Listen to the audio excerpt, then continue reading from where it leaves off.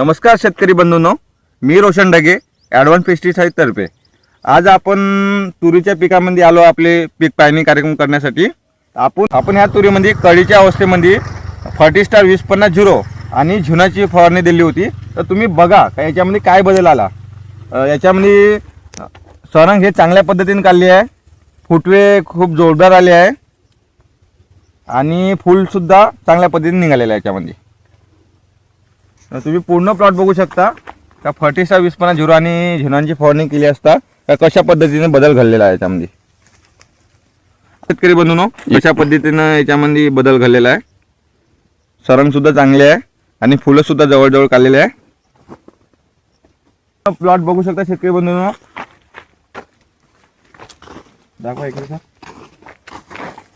बघा शेतकरी बंधूंनो, कशा पद्धतीने बदल घडलेला आहे याच्यामध्ये।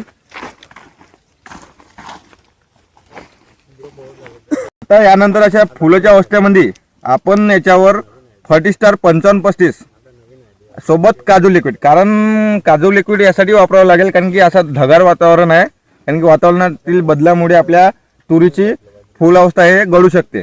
त्यामुळे आपण यांना म्हणजे काजू लिक्विड वापरणे जरुरी आहे।